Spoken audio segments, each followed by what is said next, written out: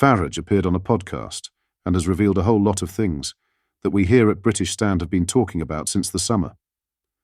Farage spoke about the Southport killer cover-up, of which we shared with you earlier. In today's video, thought we will watch Farage expose Keir Starmer's two-tier state as he doubles down on what this Starmer regime is all about. There is something really fishy going on here. Before we get into the clip, hit the like button and subscribe to the channel, and join our fast-growing community. Just a quick one to say we have new Stuck Farmer t-shirts available on our store. Go grab them now. They are available at britishstand.com or check the link in the description. So in this clip, Nigel Farage calls out the blatant two-tier policing and two-tier justice under two-tier Keir. He compares the swift arrests and charges after Southport to the violent thugs who attacked armed police at Manchester Airport. Have a watch. He has got that reputation of being two-tier Keir. What angers me, and I think a lot of the British public, is that he had made no hesitation whatsoever within days, almost immediately after the riots, of saying that it was far-right thuggery. And now he's being unbelievably painstakingly careful not to prejudice. Now, when he said that it was far-right thuggery, that was before any convictions were made. So I would say, isn't that contempt of court? Yeah. As far as I... well, no. That was an opinion. But look, this labelling of everybody as far-right doesn't work anymore. Doesn't work anymore. It's hollow. It's hollow. But we saw all of his instincts. And his regime of fear has worked. It has shut people up. People are really scared. People that I've spoken to in and around Southport, relatives of those who have been involved in some way, are all too scared to speak in public. Yeah. So he was effective. Yeah.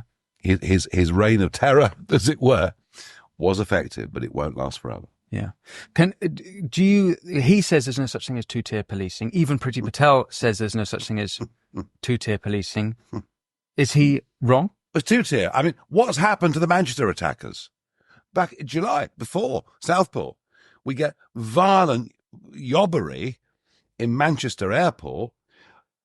Police are violently attacked. A policewoman has her nose broken. The police then regain control of the situation.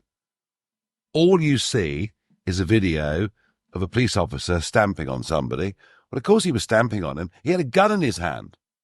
If you've got a gun in your hand, you do not engage an assailant with the other arm in case you lose the gun. You use your feet or your knees or whatever other means. Because it looked awful because Manchester police didn't release the rest of it.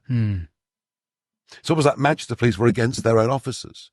But because the assailants, have a certain skin colour and a certain religion, we are now, in the middle of November, and the CPS have laid no charges. Compare that to what you mentioned a moment ago about the immediacy of the arrest and sentencing after Southport.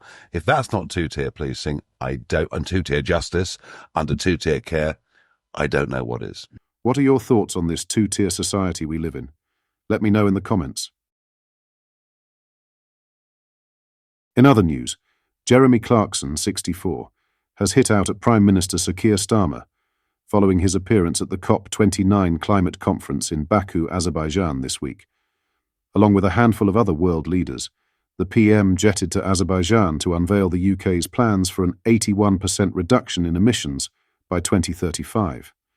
During his stint at the summit, Starmer also insisted, "The climate challenge is something that we have got to rise to, and that's why I've repeatedly said we've got to show leadership."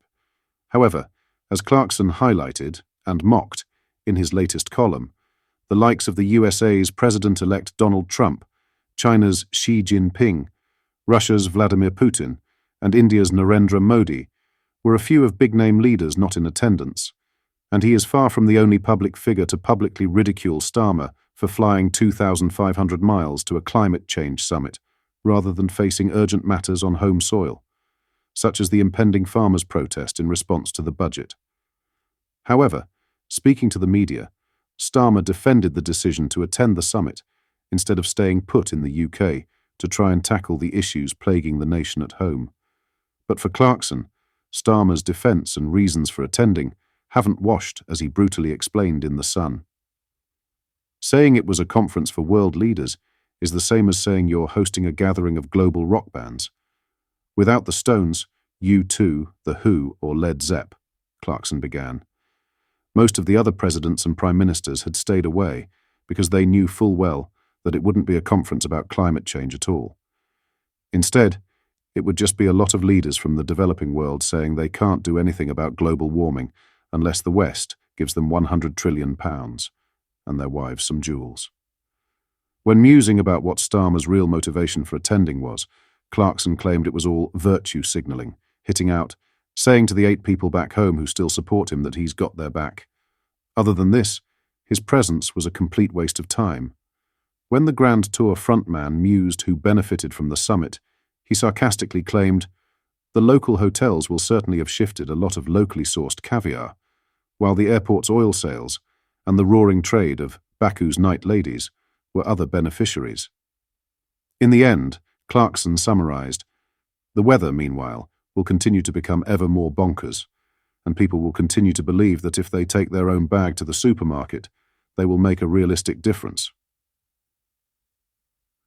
Clarkson's latest tirade towards Starmer comes just days after he pledged to take to the streets of London later this week. Originally planning to protest the inheritance tax raid set out in Chancellor Rachel Reeves's budget, the NFU, National Farmers Union, had to step down due to legal reasons.